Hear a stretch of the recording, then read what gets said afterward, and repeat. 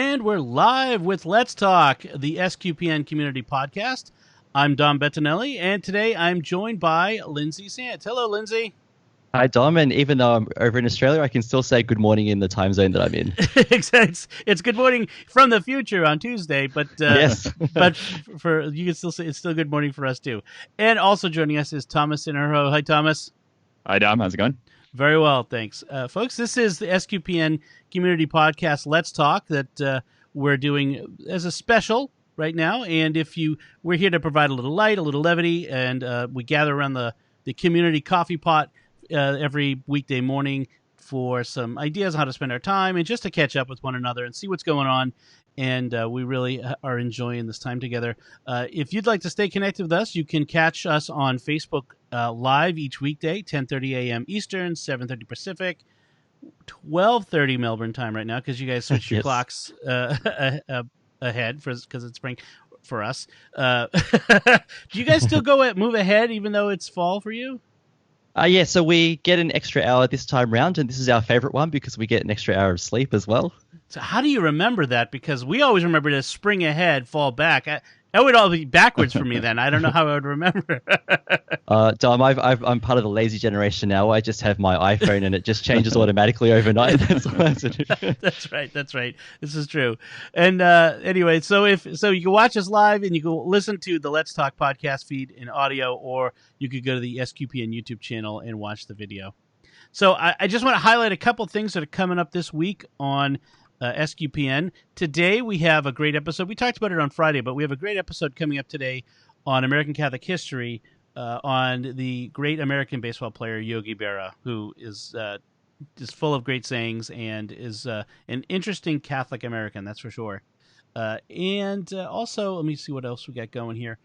We've got a Star Trek Breaking the Ice episode of Enterprise. We've got Secrets of Doctor Who coming up, which just looking here at the queue of let's see, just trying to see where I don't have it listed, but anyway, we got a great Doctor Who coming up today. We've got Raising the Bets, where Melly and I talk about a Palmless Sunday. We'll talk about that in a second. And on Friday, Good Friday, the episode that we'll be releasing with Jimmy Akin's Mysterious World is on reincarnation, which is an interesting topic that Jimmy chose for Holy Week. Yes. Resurrection, reincarnation, they're different. Anyway, so those are some things coming up. But there's also a Catholics of Oz episode coming up. Lindsay, what are you guys going to be talking about this week? Yeah, so even though it's happened a little while ago now, we wanted to talk about Pope Francis's Ubi et Orbi blessing. We were really inspired by it. And we were discussing about how it was a somber moment, but it was also a very hopeful moment as well. So we had a discussion about that.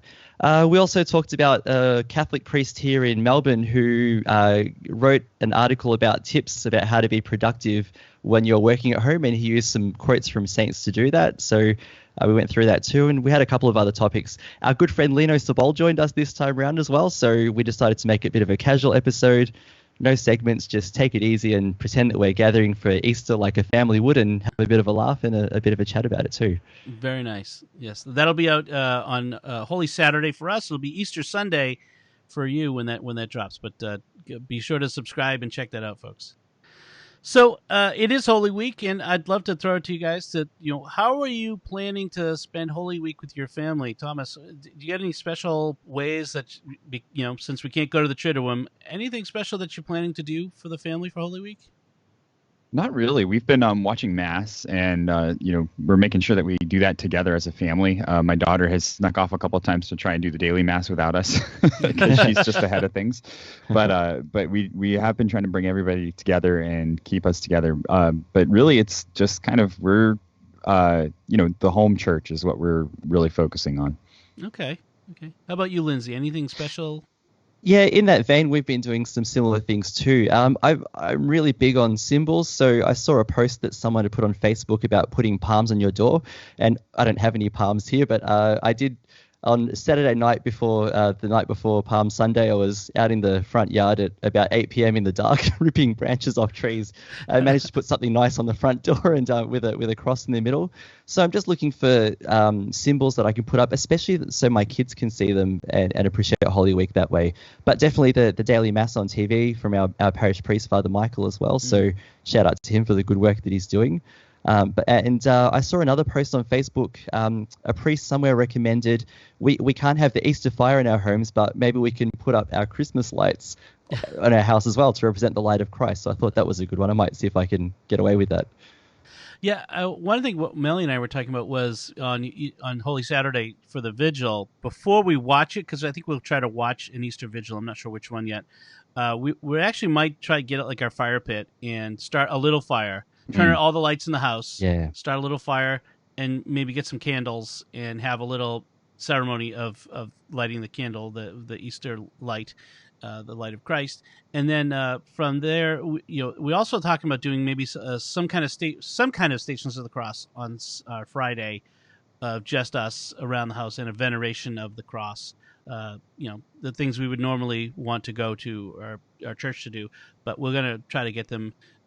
Do them here at home. So I think that's, and then we'll try to, like you said, we'll watch the streaming masses, the Holy Thursday, and at least the vigil, and probably Easter Sunday morning, since we're not doing much else. That's right. We won't be going over to family, so that's probably. So, Lindsay, you said you cut some greenery for Palm Sunday. That's a nice way to do it. We didn't have anything green yet here where we are, so we ended up reusing last year's palms, which are kind of yellowed and all, but they worked. Thomas, you are in a land where greenery grows and green palms grow. Did you have green palms? We didn't manage to get there. Our church had them out, but they were taken before we could get to them. Oh, wow. Yeah. Our church had left many of them out in the parking lot, but by the time we watched the mass, which was about midday yesterday, they were all gone. Oh, okay. Wow. So, I'm glad that people were able to get fresh new palms. Yes, yeah. But you have palms like bushes growing in your yard? I could walk outside and grab some if I needed, so it'd be good. Yeah, you're being in Florida where they Florida, they're all over the place. Yeah, I used to work at a Christian bookstore, which in church supply, and so we'd actually sell palms to churches, and so I became very familiar with. They don't come from palm trees in the U.S. generally. They usually come from bushes that grow. And they come from the ones we got were from Texas, but it's very different. Anyway, so let's I move on to talk about. I have my T-shirt of the day, and I don't really know if I have to stand up, but I'll stand up a little bit anyway. But it's my Star Wars shirt. It's not a mashup, but it's my FN 2187 shirt in honor of Finn, the stormtrooper, and it's even got the blood marks on it, nice. From his helmet from Force Awakens. So, in honor of Finn, everyone's favorite stormtrooper, who actually can obviously shoot better. I've noticed that in the Rise of Skywalker, his shooting is a lot better than most stormtroopers. So that's it's because he took off the helmet. Exactly, he can actually see. Right, you can see better. Yeah, he's like, I can see what I'm shooting at. This is amazing. All right, so let's move on quickly to our picks, our recommendations of the day. Lindsay, you've got an interesting one. Why don't you throw that up there? Yeah, sure. So my pick is a book that was published in 2010 by an Australian Jesuit priest. His name is Father Richard Leonard, and it's got a provocative title. The title is Where the Hell is God? So the title actually comes from his reflections on a tragic moment in the life of his sister Tracy. She'd been working in Calcutta with Mother Teresa, and then she came back to Australia to work with poor Indigenous people in their communities in Northern Territory.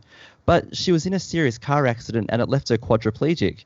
So Father Richard, very early in his priesthood, was in the hospital with his mother in the Northern Territory, waiting to see Tracy to see how she was going. And his mother was saying things like, well, Tracy's been doing good things for God. She's worked with Mother Teresa. She had big plans, to help other people. Where the hell is God in all of this? And so the question became the launching point for Father Richard's reflections on how God operates in our lives in what he calls our Good Friday moments, or the darkest moments that we experience. So he explores this idea, and he says that it's in the realm of speculative theology. He's talking about his life experience and where God is in all of this. But what he was trying to get across is that there's a loving God who accompanies us through pain and suffering. So when his sister's accident happened, he was offered maybe some unhelpful counsel. People said things like, well, maybe Tracy offended God and, this accident was punishment for that. Or people said, don't worry, Tracy's life will be better when she's in heaven. And he was wrestling with this, and what he said was that he didn't like the image of a God who set up evil in our lives and then watched from a distance as we suffered and then died and then swept in to save us. So he explained that he can't reconcile that version of God with the person of Jesus who walked with us in history. He said that incarnated Jesus in his life on earth didn't send storms or fires or cause people to become blind or cause people to get sick with leprosy. And he certainly didn't hurt or punish people who were in opposition to him. But he says that Jesus's actions on earth represent the way that God relates to us now. So he said that even though Jesus has some tough teachings, he ultimately was preaching God's justice, his compassion, his love, and his forgiveness. So the next step then was that he wanted to address how God accompanies us during earthquakes. He uses Australia's bushfires as an example, and we could even apply it to the crisis that we're going through now. But what he says is that God is not actually in those things. God is in the response to those things. Right. So I was thinking of some great Catholic apologists, one who also appears on this network as well, and they've answered this question by saying that God could allow evil so that good might come of it. And in this same vein, Father Leonard cites examples of his sister receiving outpourings of love and support from many other people. He also cited examples how after the bushfires we've experienced here, the Australian community is extremely generous in donating money and giving goods and helping people rebuild their lives as well. He wanted to talk about the role of prayer, and I think this is probably the most interesting part of the book. He said that there are many people who say that, prayer is a waste of time. It doesn't achieve anything. It doesn't change anything. And we as Catholics would disagree that prayer is useless. And he would also talk about how there are Catholics who say, I left the faith because God didn't listen to my prayers. But he says that maybe we have a fundamental misunderstanding of prayer. If we base our idea of prayer on the idea that we can change God, maybe we're missing the point. But the point should be that when we pray, we're actually asking God to change us, and then prayer starts to make more sense.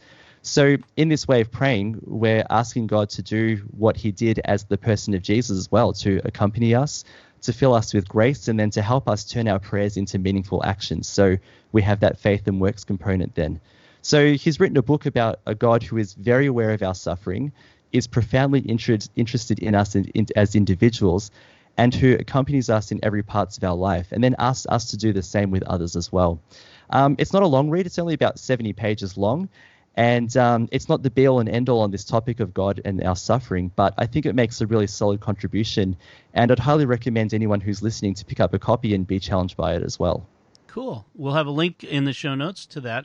There's also a link to an interview he did with Australian Radio on this topic as well. So we'll put those in the show notes at sqpn.com.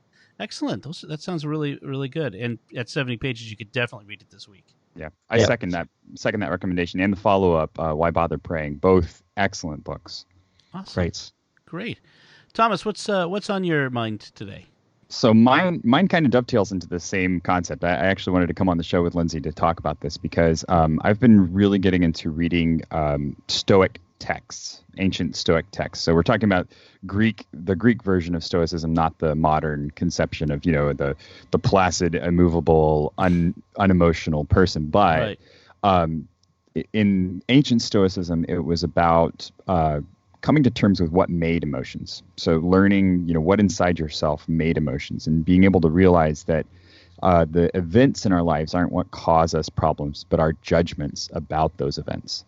Mm-hmm. And, it's one of those things that as I'm learning more and more about it, I'm learning that good deal of Catholic thought is actually based on Stoicism. So if you've ever wondered why we have 7 cardinal sins and 7 cardinal virtues, which is the virtues are the real things that we're talking about, faith, hope, and charity are the 3 that Jesus gave us, and then Aquinas pulled in the 4 core concepts of Stoicism to add to that list. So temperance, wisdom, and now I'm blanking on the other 2 as I'm on here talking about them.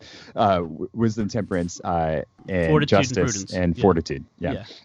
And so those are they're the core principles of Stoicism that he brought over from the Stoic philosophers like Epictetus and Seneca, Marcus Aurelius.